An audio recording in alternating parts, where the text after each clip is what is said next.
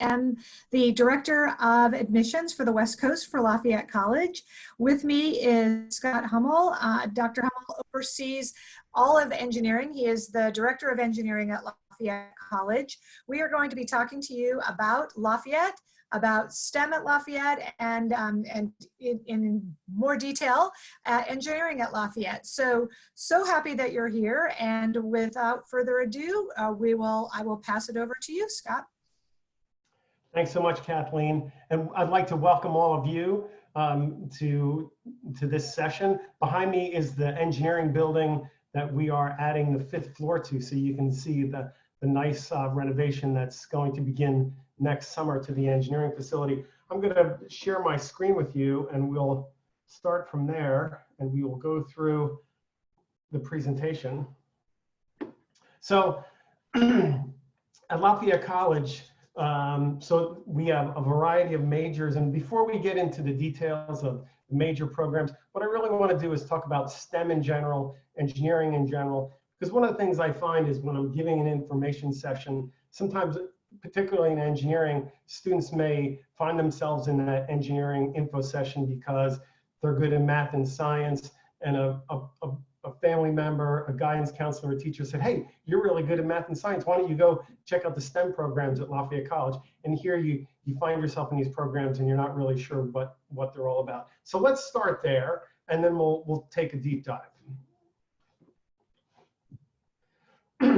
Again, so contact information, and that'll be at the end. So what is STEM all about? And the most common answers I get when I talk about STEM and about engineering in particular is it's about solving problems and building things and developing technology, and that's true. But I wouldn't say that it's really what STEM is all about. In fact, I would say that this is really not the focus of STEM. It's what people in STEM do, but it's not why they do it. Really, I firmly believe that STEM fields are about making the world a better place. I love this picture here where these two kids are sitting there enjoying a game of baseball, not caring at all about the fact that the one kid has some prosthetic legs, lots of tech in there, robotic type legs, just amazing technology wrapped into that. And that has nothing to do with what they're doing. It's sort of enabling, it's making his life better. He's able to connect with his buddy and play, you know, the game of baseball. It's really fantastic. And that's really the way I view engineering and STEM. It's about making the world a better place, helping people live longer, happier lives, and making the world a better place. And the results are absolutely amazing. And that's everything from the technology we're using for this presentation, whether it's water access, energy, communications, pharmaceuticals, transportation, it's all wrapped up into those STEM fields where this amazing technology have been developed to help people. And keep in mind, you know, we said earlier that Lafayette has a variety of majors. All of these issues here, whether you're talking about energy, security, communications, there's lots of issues wrapped up into these that goes beyond tech. Think about, you know, your cell phone. There's lots of issues related to cell phones that are not about the technology. The technology is certainly coupled to it, but, you know, privacy, that's a huge issue, and one that is related to tech, but also related to government policy and you know, human beings and behaviors and economics, and there's all sorts of things that are all sort of wrapped into that Lafayette experience. So although my talk tonight is mainly about STEM, the other disciplines, sort of the liberal arts, is so woven into these that you really can't decouple them. Okay, so let's talk a little bit about STEM at Lafayette. So analytical skills, this is when people think about engineering, oftentimes they want to come and see our labs, and they want to come see the biology building and those sorts of things. And really that's about your skill set.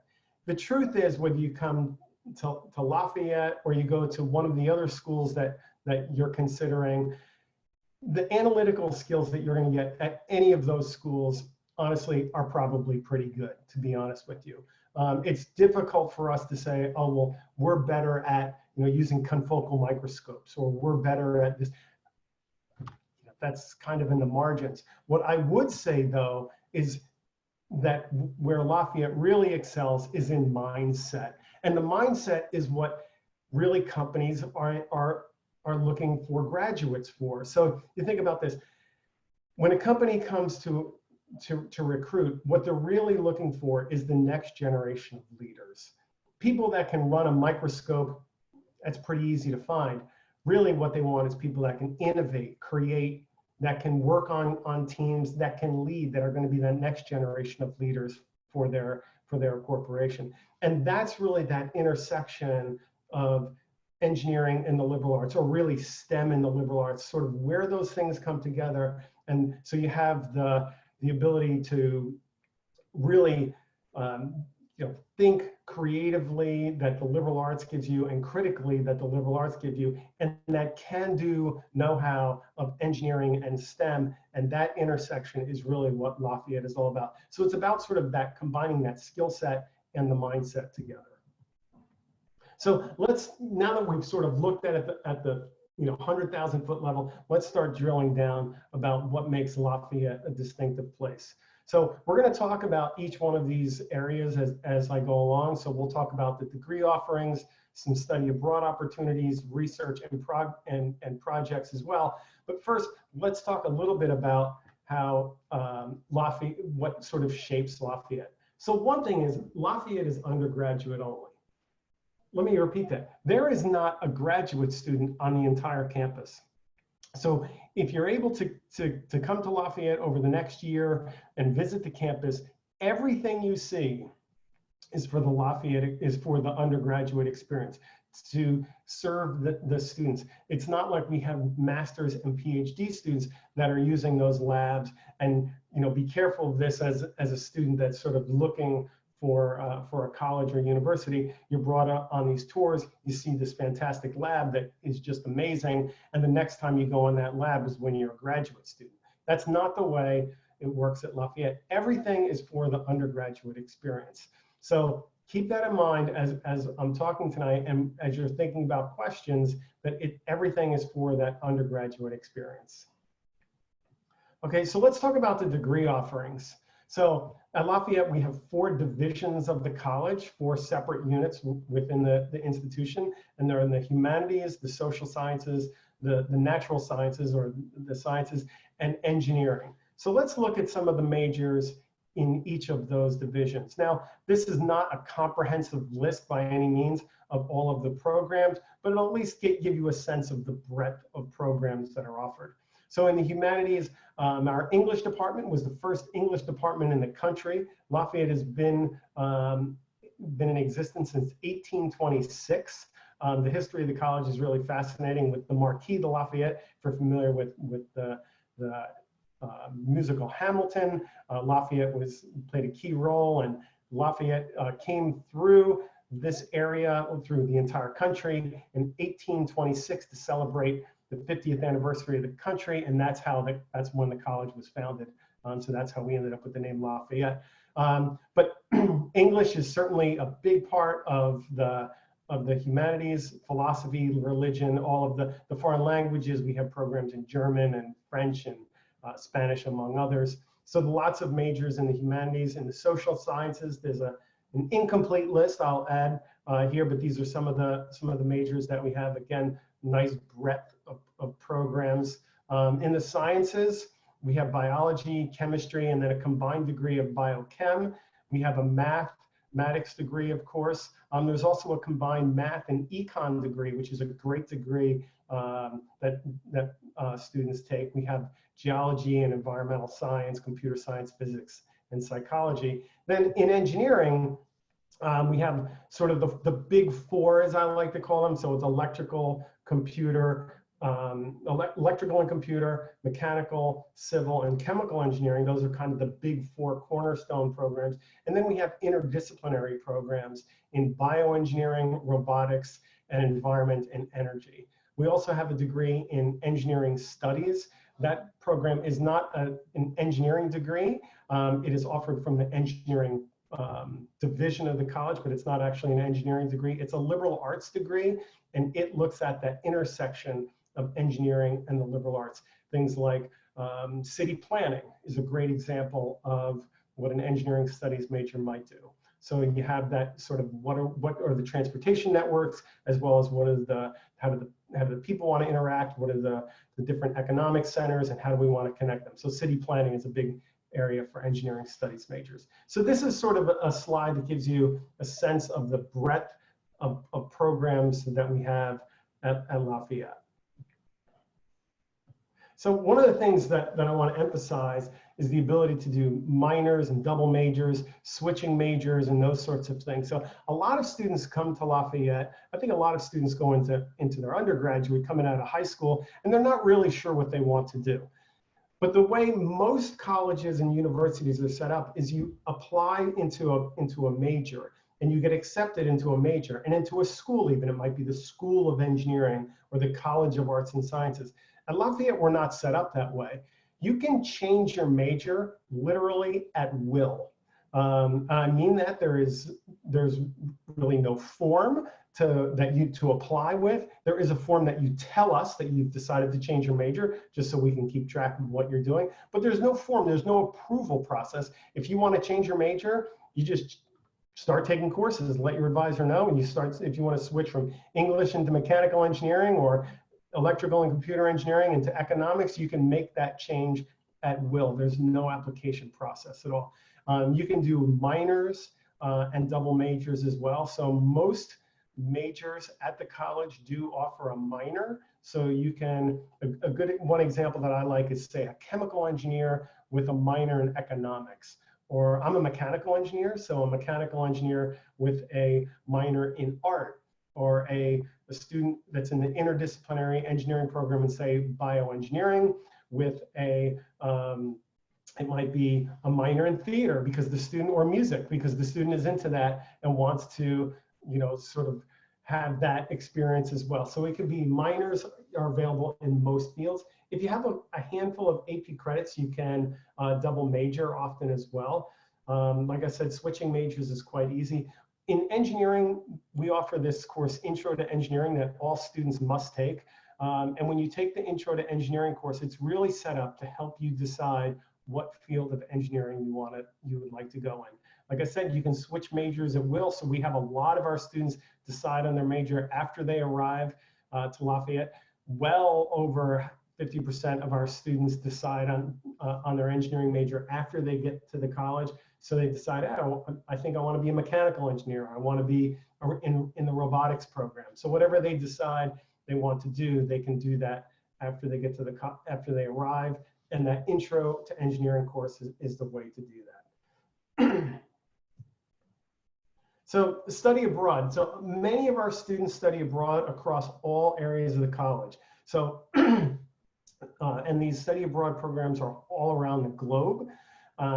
So one of the things that's really quite interesting about Lafayette is, at most schools, very, very few engineering students study abroad. So I'm not going to talk about study abroad too much for all majors, because like in most schools, if you're a philosophy major, you can of course study abroad.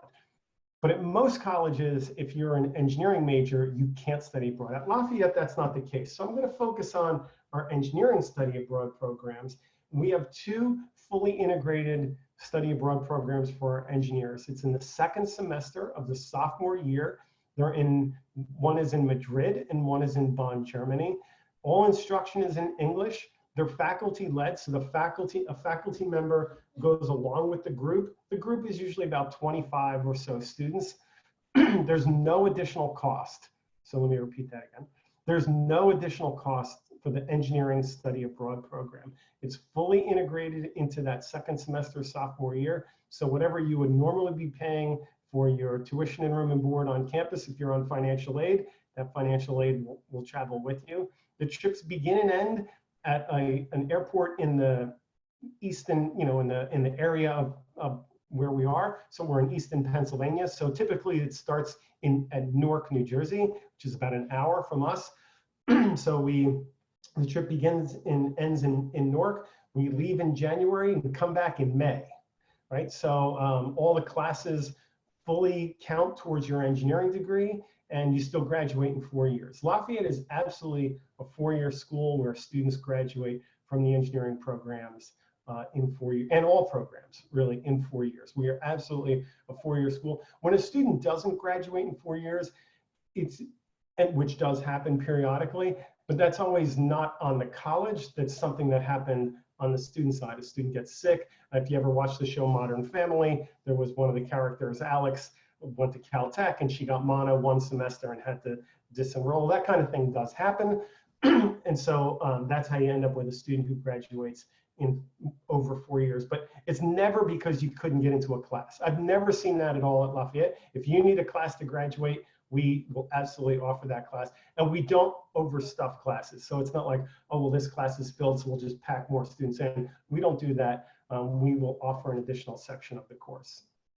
About a third of our engineering students study abroad for the semester, and about another third go abroad for either an interim or the summer, for a summer trip. So those are typically they're 3-week-long trips, and they'll begin right after the new year and come back just before the semester starts.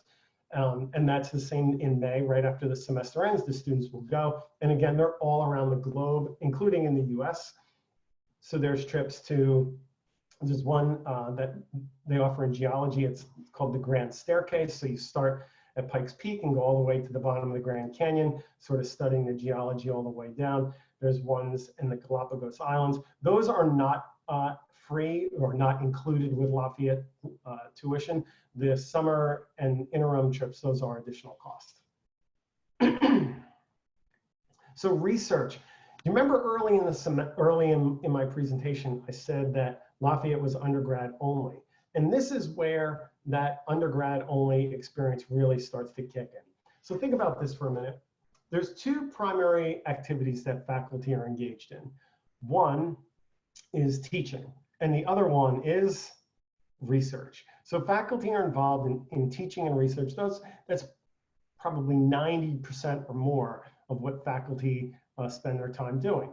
Okay, so if I'm at a big research school and I'm a faculty member, and I need to get this research out the door, I need to get, I'm trying to publish papers, trying to get the work out the door, and I look around, I say, okay, there's a lot of work to be done. Who am I going to have help me do this?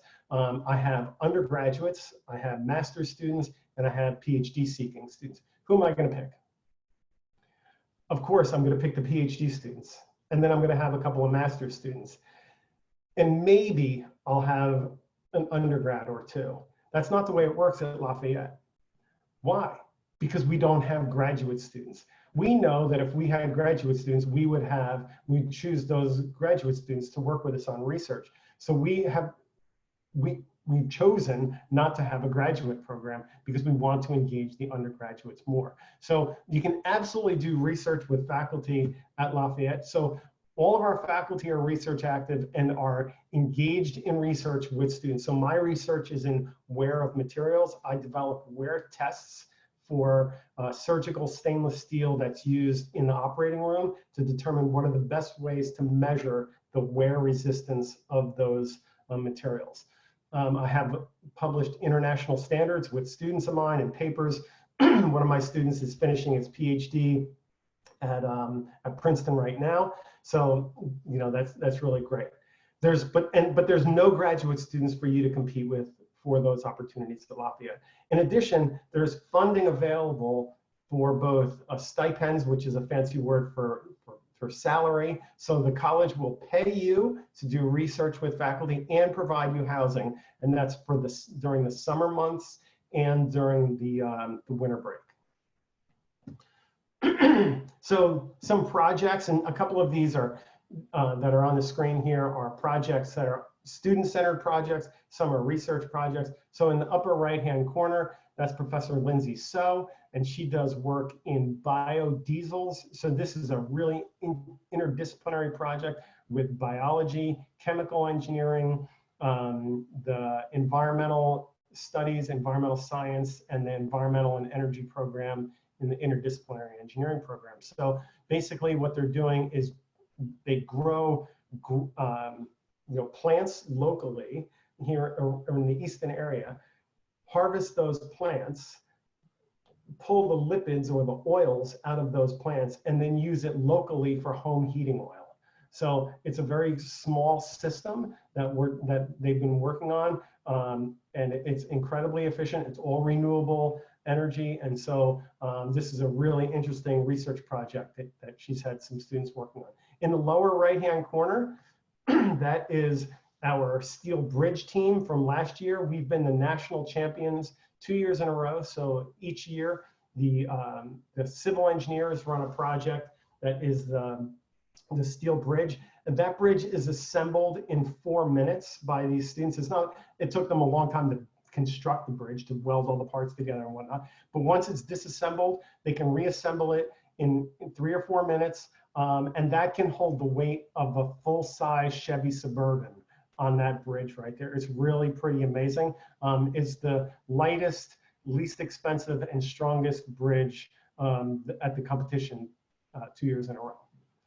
So in the lower right-hand corner, that's a prosthetic device, a prototype for a prosthetic device that this student worked on in the mechanical engineering program. And in the upper left-hand corner is the Open Dog Project, which the Open Dog Project is a open source robot. It's quite a large robot. It's the size of kind of I would say like a Mastiff sized dog. The idea of this project is that within a year or two, this robotic dog will lead students around our engineering program, prospective students, on tours of the engineering building. So hopefully you'll see that soon. The students have been working on that, but this is a really interesting project. So these are just a couple of example projects that we've been working on. So let's talk about the expansion and renovation. So Lafayette has been growing the last few years. So we have new learning centers.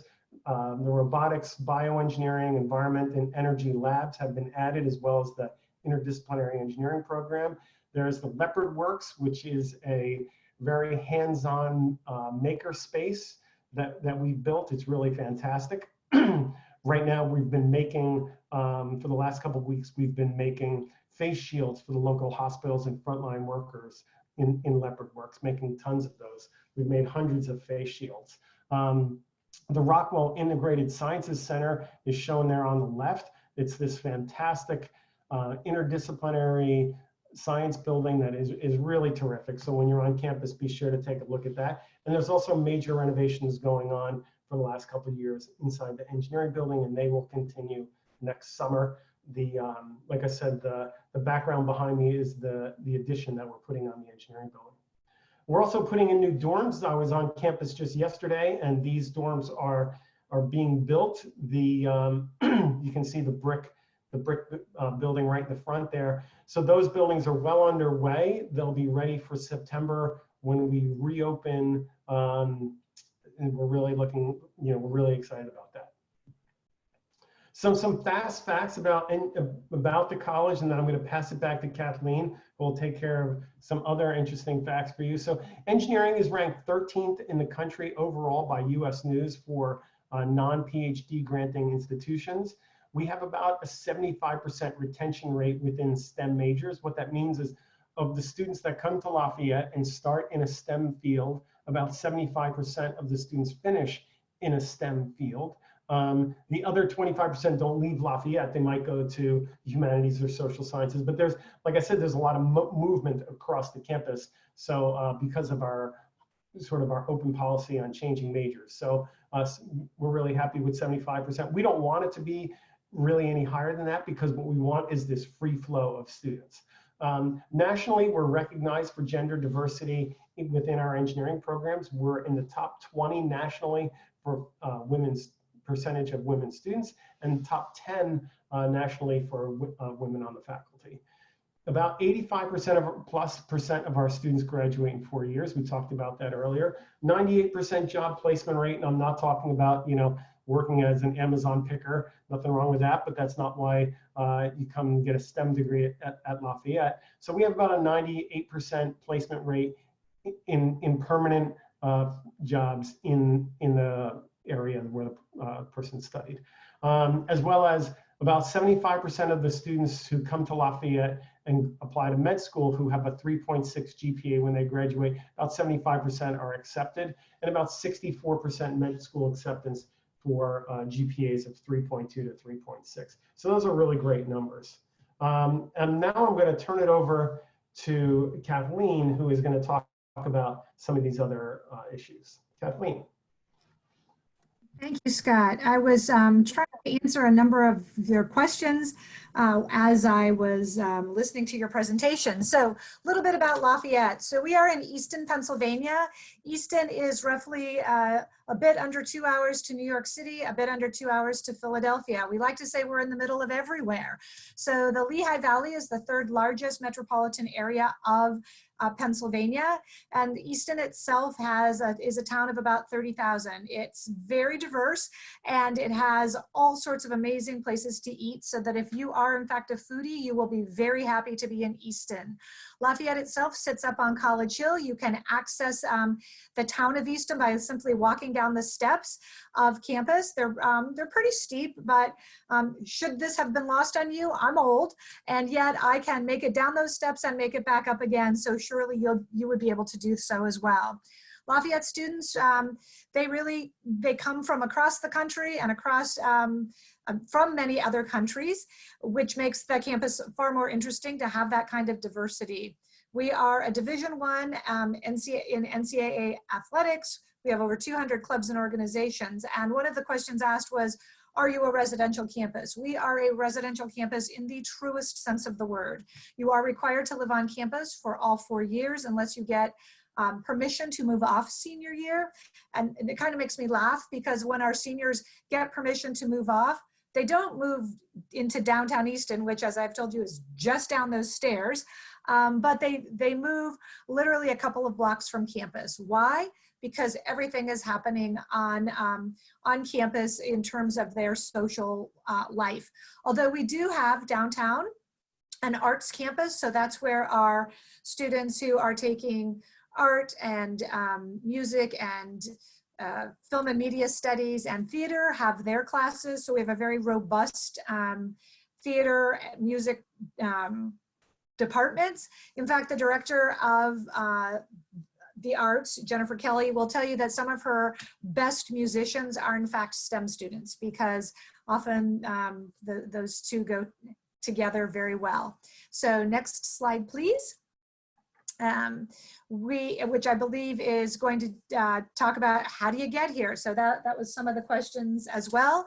So in terms of how you get here physically, the closest big airport, as Scott mentioned, is in Newark.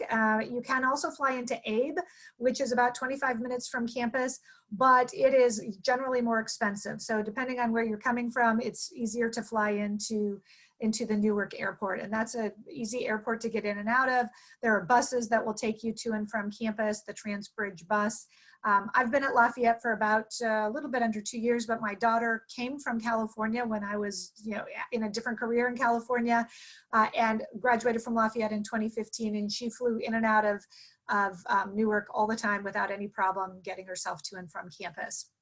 So we are a school that uses the Common App only, and as you probably know, the Common App, for those of you who are going to be applying in the fall of 2021, will become live on August 1st. This year is a bit different for you, right? So you have missed out on your opportunities in many cases to take the SAT and ACT. Prior to this year, we were a school that required that for the class of 2021, or actually the class of 2025, but those of you starting in 2021 or applying in 2021 rather, we will be test optional. So, submit your SAT and ACT scores if you like them, and if you haven't had the chance to take them, or you weren't thrilled with it and you haven't had the opportunity to take it again, you do not have to submit them. Lafayette is one of the few schools in the country that meets 100% of demonstrated financial need. So if you are looking just for a loan, then all you have to do is fill out the FAFSA. And some students, that's all they do, and their parents want them to take out a loan in their own name, so the FAFSA covers that. If you are looking for institutional aid, then you must fill out the CSS profile, and the supporting documents that are required must be submitted in order to get institutional aid. So again, we are a school that meets 100%. So definitely get those financial aid documents into us if you are looking for financial aid.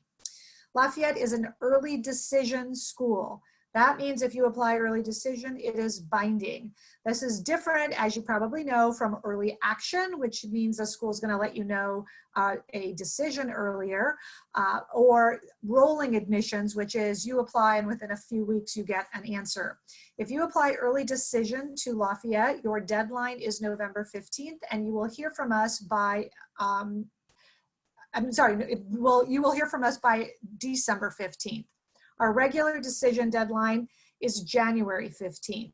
You can convert to early decision 2 if you have applied by January 15th and you let us know by February 1st that you wish to be considered for early decision 2. That would also be binding, and you would have until so February 1st to let us know, and then you would hear from us by the end of February with regard to that answer as to whether you're in or you're not in. So we highly recommend interviews as part of the application. So if you're looking for your letters of recommendation, your personal statements, your answers to what do you do and why do you do it, because we are looking for how are you going to impact this really robust campus. Lafayette students are doers. So I know Scott talked about double majors, majors, minors.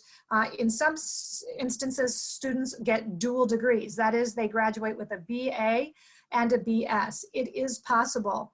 Our engineering students, we ask that they declare their major by the end of their first year. So you can actually apply to Lafayette thinking you want to be an art major. You decide, I've always sort of been interested in engineering. Why don't I take Introduction to Engineering? And you do, and you find out that, oh my gosh, you have this passion that you never knew you had. Great. But you don't have to give up the arts. So if you want to be a double major, or in this sense, a dual degree candidate, getting a BA in art and a BS in engineering, you can do that at Lafayette. It just takes planning, and it takes planning earlier. And I had one of the questions on here was, can you double major without having a lot of AP credits? You can. It just, again, it takes more planning. It is more difficult to get a dual degree if you don't have some AP or IB credits to your name, just because the requirements for those can be very different. But as an engineering and liberal arts school, we are going to be requiring you to take classes in the different divisions that we have. And again, at Lafayette, we do not admit you by major. We admit you based on your application. So a couple of other questions that I'll get to, and then I'll turn the questions quickly over to Scott. One of the questions, Scott, that you should be prepared to answer is to explain engineering and international studies, which is a dual degree program. And then the one question was, how do you ensure students graduate if they can, on time, if they can switch their majors? Well, we do ask that our engineers declare by the end of freshman year, everybody else by the end of sophomore year. So as long as you're doing that, great.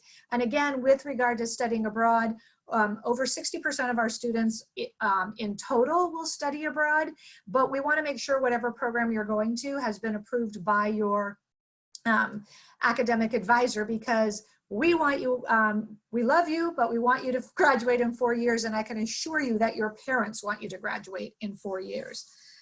Generally, this was another question asked, how many classes do you take per semester?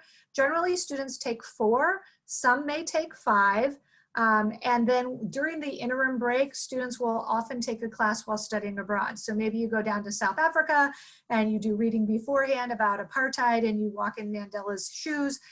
That is certainly a class that we have had where students can study abroad. So with that, I will turn some of the questions over to Scott, and maybe we can tag team on these questions now. So Scott, there we go. Yep. Okay, there you go. So a couple of the questions that were asked, let me see if I've got these. So international studies in the dual degree is a dual degree program. So let me explain how that works. So as we've talked about, Lafayette is absolutely a 4-year school. And one of the things that we are very open about is you know, the students are coming here. We are 8 semesters of financial aid. We're 4 years for the students that are on financial aid.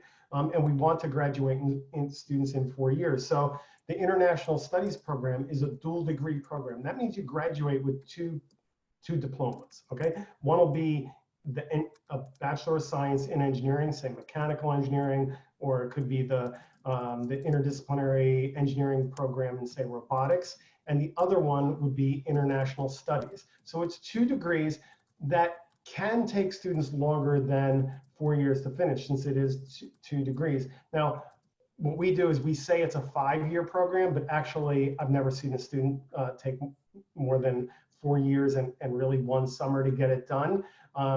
It requires an immersion experience. Oftentimes what students do is that the study abroad experience that they have, they can make that count towards their immersion experience. So then if you have some language courses coming in, then you can really sort of wrap that dual degree program into 4 years.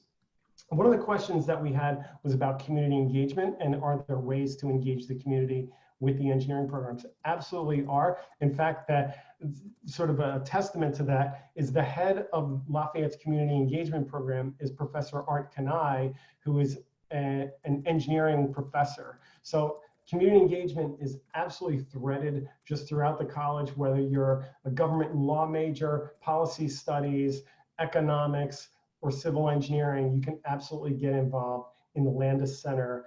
It's called the Landis Center. You can go online, type in Landis Center for community engagement, and there's lots of information about how to get involved. But there are tons of programs, everything from the local prison, where students go in and are helping inmates get their GED, to there's also programs where students are working with local Boy Scouts and Girl Scout programs, after school study programs. So there's lots of ways to engage with the community. And one program that we didn't touch on was career services and internships. Internships are widely available at Lafayette in lots of different majors, STEM and otherwise.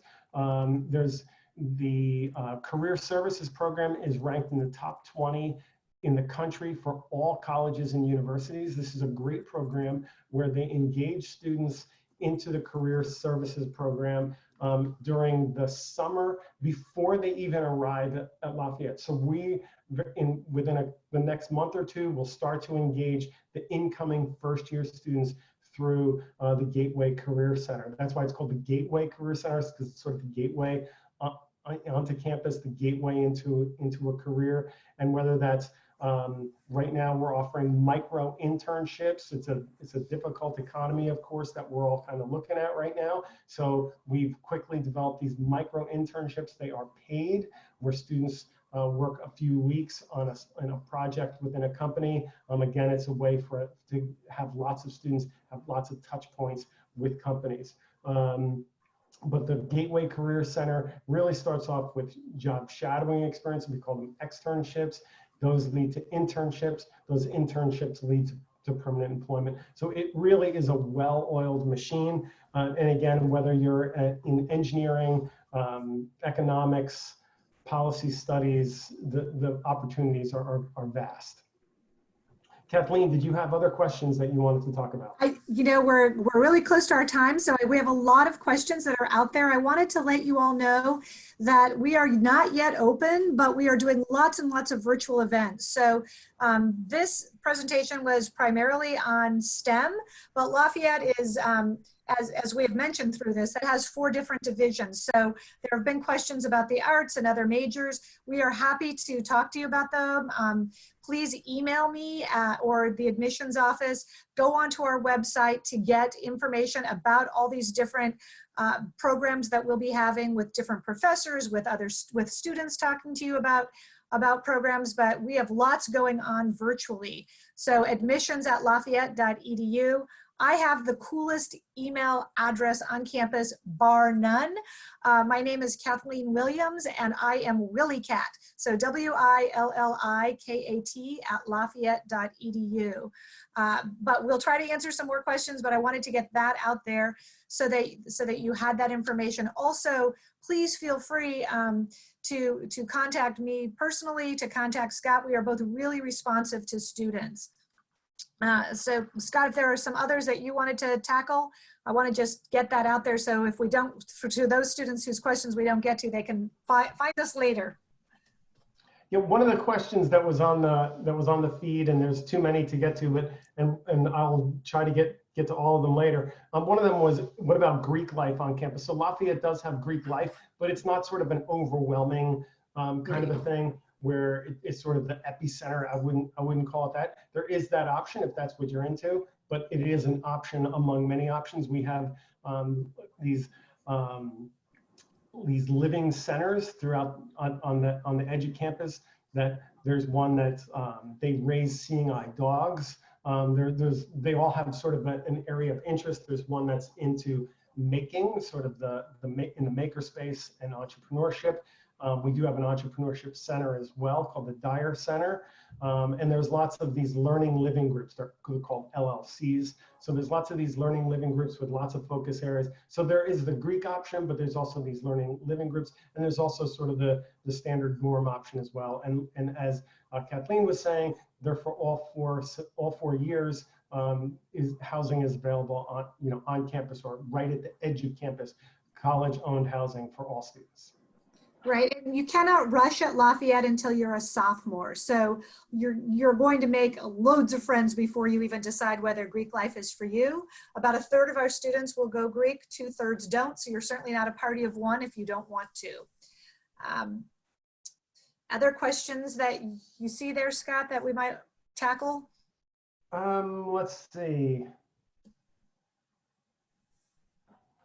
Let's see.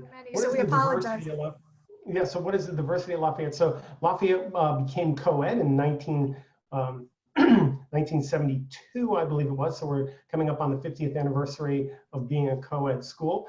So it is 50-50 men and women, more or less. In fact, usually there's a little bit, usually it's about 51% women and 49% men.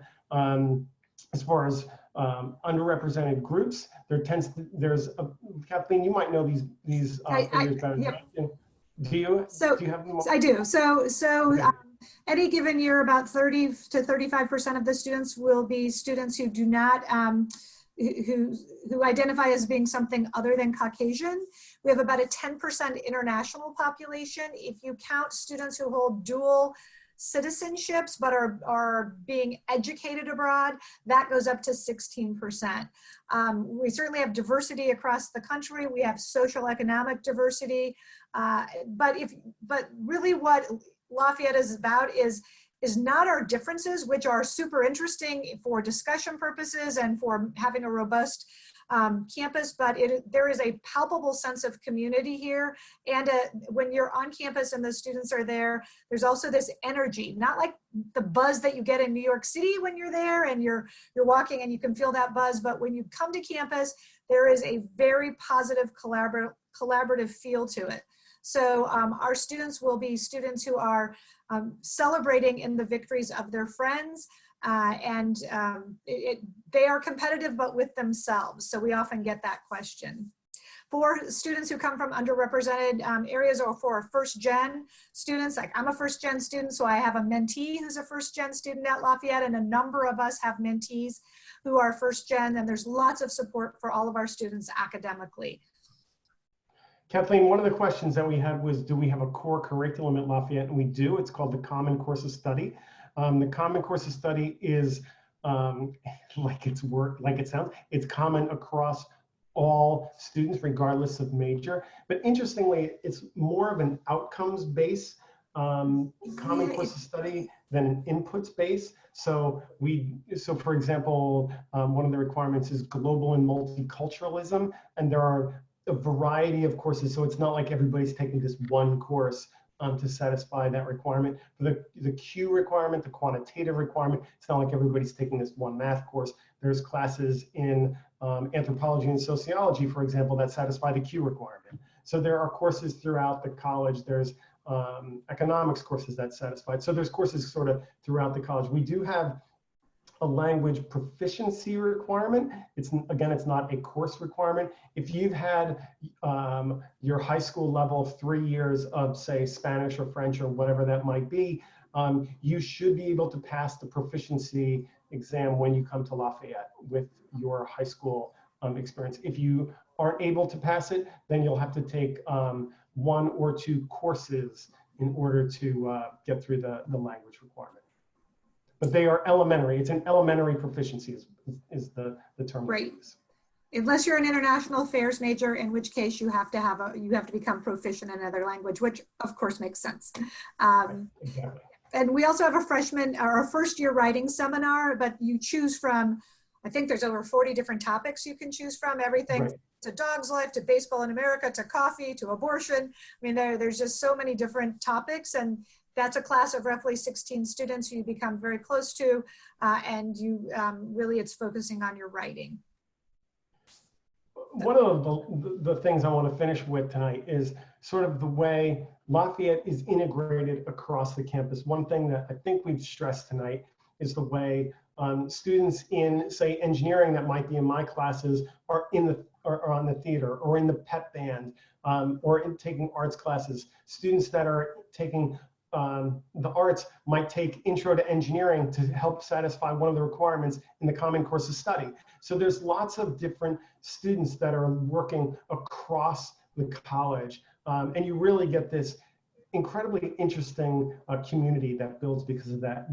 The dormitories, the students, it's not like we have a dorm for all of the economics majors. It just doesn't work that way. The college is really sort of integrated across majors and interests. The sports teams were a Division I sports team school, NCAA Division I, and those students are living with the rest of the students throughout the campus. In fact, I'm the faculty advisor for the women's lacrosse team. All right, so there's a sort of wait, what? Where did that come from? So there's lots of this sort of, people with lots of varying interests across the college. Yep. When I talk about our students, I liken them to bumblebees because I don't have a better analogy, but they sort of buzz around campus, cross-pollinating in all sorts of different ways. So our motto at Lafayette is Cur Non, why not? So it's why not?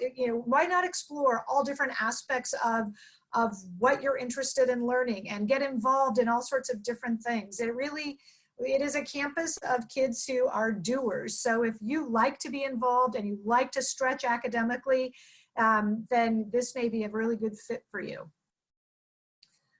Other questions, Scott?